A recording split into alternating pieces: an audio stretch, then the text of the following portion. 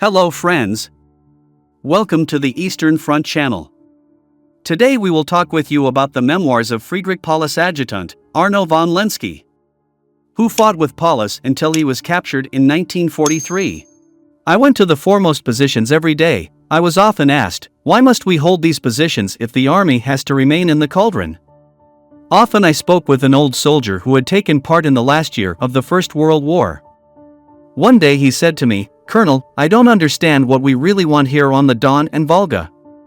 When I think that I can be killed today or tomorrow, my wife and my children will not know what I was fighting for.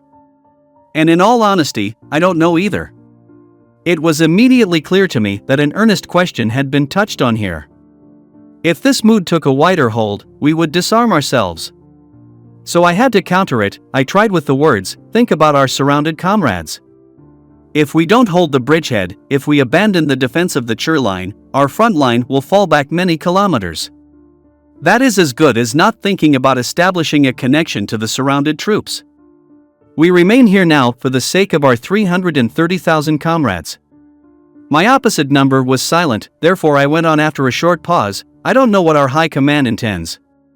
But it's clear enough that we mustn't throw our flints into the corn. We must do our duty as soldiers. Inwardly I was not comfortable with my reply. It did not hit the core of the question that the soldier had thrown at me. Why actually were we standing here on the Don and the Chur? Why did we want to take Stalingrad? To what purpose was it that here and in the cauldron hundreds, thousands were killed or wounded, hungry and frozen? The basic, decisive answer I had tried to find with my words, but they were not enough. They were not overpowering, led to no consequences. Tradition, doing one's duty and sympathy for one's surrounded comrades prevailed over the voice of reason. In addition came the intensive preparations for attack by our immediate neighbor. They gave hope, uplift. Perhaps the whole misery will have passed in 14 days. After every December comes May again, said a soldier's song that no one among us sang anymore, though it was broadcast almost daily. We all longed for the day when the relief army would set off. May under these circumstances was a long way off. We first experienced literally the arrival of December and what came afterwards. Once the 336th Infantry Division had occupied positions on our left, but strong Soviet armored units stormed their sector and the division was pushed back. Thus our left flank was threatened. The 11th Panzer Division restored the old situation, but meanwhile things flared up elsewhere. Here too the 11th Panzer Division had to put out the fires. It immediately became the front's fire brigade, which had to be everywhere where the thin line of defense threatened to be torn apart by the enemy attacks. In these day and night engagements it too was hard hit. We hardly saw its tanks in our sector anymore, although we urgently needed tank support in the increasingly stronger attacks. The situation was not good at the Don bridgehead. It was being ever more reduced so that an evacuation was becoming imminent. This all hit our morale hard. Even though a few days earlier we had been given fresh impetus by our tanks, now our spirits sank even deeper than before. It became normal for soldiers to leave their positions without permission. All sat in fear of imprisonment and a bullet in the back of the neck. Even officers had the desire to get out of this mess as soon as possible. Meanwhile the telephone connection with the cauldron had been broken. Consequently there was constant radio communication. Major General Schmidt requested officers and clerks from the staff. They flew from Morozovsk to the cauldron in supply aircraft. One radio message from the Chief of Staff read, "The commander of the Army Signals Regiment, Colonel Schrader, is to fly in immediately. He has to take over the duties of the sick Army Signals officer." As our staff had moved meanwhile from Tormosin to Morozovsk, I gave the radio message to the Army's senior quartermaster to pass on. Only an hour later the radio announced that Colonel Schrader had reported sick. That was the third time in 14 days that a senior officer of the 6th Army had become a coward. The Chief of Staff, Major General Schmidt, ordered a court-martial for Colonel Schrader. I have never discovered what the outcome was. Another radio message came to Nizhny Cherskaya from the cauldron. It concerned me personally. General Paulus wanted me to fly in urgently. It was quite clear that I must go as soon as possible. I asked Army Group Don by telephone for my relief, but this was turned down at first. Only when the army commander-in-chief had given the reason why I was so urgently required in Gumrak was it agreed.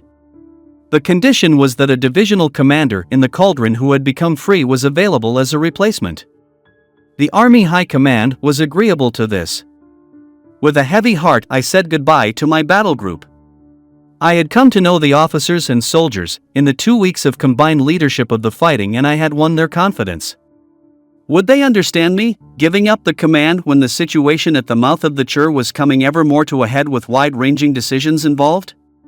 Captain Goebel assured me that they were all reluctant to lose me. But none raised the idea that I was leaving the combat group in the lurch in a difficult situation. Certainly I was not leaving personal security behind, especially with an uncertain future in the Cauldron. I myself was completely clear about the uncertainty. Possibly there was no escape from the iron ring between the Don and the Volga. On the December 10th, Lieutenant General Freiherr von Gablenz, commander of the 384th Infantry Division, entered Nizhny Churskaya with his headquarters staff. We knew each other well. Gablenz was a friend of Paulus's and had often visited us at Army headquarters. He said, "I have to greet you on behalf of General Paulus. He thanks you for arranging things on the Chur. But now the 6th Army needs its first adjutant back, which is why I am relieving you, Adam." "That is excellent, but what has become of your division, General?" "Right, you don't know everything that has happened in the Cauldron since the November 22nd. I hardly know where I should begin. On the November 23rd we were so hard pressed by the enemy that the army decided to send the 14th Panzer Corps and the 11th Corps to the east over the Don to get them away from the destruction. My division received orders to form a bridgehead west of the Don to secure the crossings near Perepolny and Akhimovsky. The position was to be defended until both corps had crossed the river. It was a bitter, costly battle. When we reached the east bank of the Don on the evening of the November 24th, my division hardly existed any longer. We were incorporated into the new West Front, but our fighting strength was just about zero. General Paulus therefore decided to disband the division. Those remaining soldiers and officers were shared out among other infantry divisions. Things did not go much better with the 376th Infantry Division, which was covering our backs on the east bank of the Don. It still exists, but its fighting strength is not much more than that of a regiment. As a result of the swift Russian advance on the 19th and November 20th, the divisions of the 11th Corps have lost their rear services, along with their rations, ammunition, and clothing. My quartermaster informs me that most stores fell into the hands of the enemy intact. Even the few deliveries of winter clothing that had arrived by then could not be issued in time. The rations in the Cauldron have been handed out, but I won't tell you the worst. You will soon find out for yourself. Apart from the 384th, were any other divisions disbanded, General? Yes, the 94th Infantry Division was wiped out while clearing its former position. The 79th Infantry Division has had such severe losses that it will probably be disbanded in the next few days, as Paulus told me. The commander of the 94th Infantry Division is to fly out and collect those men of the 6th Army returning from leave. The handover of the battle groups went quickly and smoothly. Once I had given a summary of the situation and condition of the troops, we drove to the individual commanders. I used this opportunity to say farewell and thank them for their preparedness for action. The next day a jeep took me to the quartermaster department of the 6th Army at Morozovsk. Here too were the headquarters of the Romanian 3rd Army, which had been supporting my battle group during the last days. As I reported my departure, Colonel General Dumitrescu invited me to lunch. There I met the Romanian and the German Chief of Staff, Colonel Wenck. From him I learnt that the whole front north of Morozovsk was on the move. Our arriving transport was hardly sufficient to eliminate the existing breaches.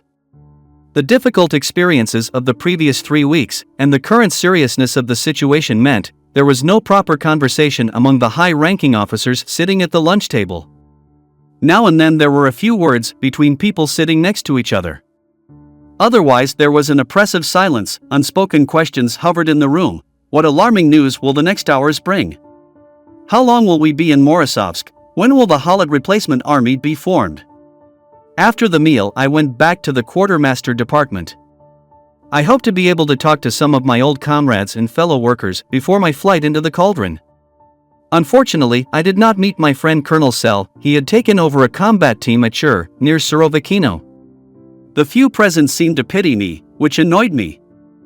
Naturally, it was no pleasure to fly into the cauldron, but in a difficult situation every officer belonged to his unit, which for me was the surrounded 6th Army. Late in the afternoon I met our quartermaster, Colonel Batter. A few days earlier Paulus had sent him out of the cauldron so that he could conduct a better and more continuous resupply for the army. The colonel handed me a telegram from Major General Schmidt in which he requested that 3 regimental commanders be flown in. That seemed a bit odd to me. Hadn't Lieutenant General von Gablen said that 2 infantry divisions had been disbanded? Shouldn't there be sufficient commanders available? I cautiously directed an appropriate inquiry to the army. The reply came promptly: 3 regimental commanders were to be flown in. It was not difficult, as there was an officer reserve in Morisovsk. From them I would select 3 staff officers to go to Gumrak the next day. Once this business had been resolved, I discussed a few supply problems with the quartermaster. How will the army actually be supplied, Batter? By air. A supply base has been established here. Every day, weather permitting, aircraft fly uninterruptedly into the cauldron with food, ammunition, fuel, medical supplies, and bandages. They bring back the severely wounded. Tomorrow they will also be landing on the big airfield at Potomnik. There are still some fighters there to escort the transport aircraft. I don't understand this. The army has a ration strength of about 330,000 men, and you have to supply all of them by air? Although 3 divisions of the 4th Panzer Army and 2 Romanian divisions are included, this is not too many. According to yesterday's reports, the supply strength in the cauldron is only 270,000 men now. But even with these numbers, the supplies flown in are widely insufficient. The army only gets a fraction of its minimum requirements. The whole thing is a big mess for which Göring is primarily responsible. He assured Hitler in his big-mouthed way that the Luftwaffe could fully supply the army. According to our calculations, the army normally needs at least 700 tons of supplies a day. Should the fighting strength be maintained to any extent, no less than 500 tons is required. But this target has not been achieved on any day. The result is an ever-growing deficit in supplies, ammunition, and fuel. In addition, 8 of the surrounded divisions have lost their camps and rear services. Already these divisions, who have hardly any winter clothing, for which natural transport is also lacking, have to occupy the new southern and western fronts, where there are no trenches or dugouts.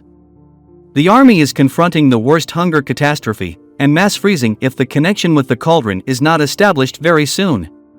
Tell me, Batter, why didn't the army break through the weak encirclement right at the beginning and escape to the southwest? Certainly it would not have been possible without casualties, but the majority would have been saved. I only know one thing: the commander-in-chief had again requested a breakout, but Hitler turned down his requests every time. Paulus can perhaps tell you more about it. You take it to be impossible for the army to be supplied by air for much longer? I repeat once more, such thoughts can only be born in the head of a dreamer. Even my fellow workers, who all have rich experience in this area, are of the same view as me, replied the colonel. May I convey your opinion to General Paulus, but of course. It was nearly midnight as I walked back and forth in the room that had been allocated as my accommodation. Despite my sense of duty, and all the courage that I still retained, I was already none too happy when I thought that not for the first time in 24 hours I was sitting in the damned mire.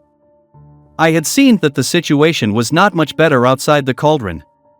Before our ravaged front west of the Don stood the well-equipped armies of the enemy ready to make the breakthrough. They had been attacking our battle groups and the Romanian Third Army ceaselessly for days. I could also not believe that the advance of our new army, under General Hoth near Kotelnikovsky, would remain concealed from the Soviet High Command. Certainly strong defensive forces had gathered on the Kalmuk steppe between the Don and the Volga.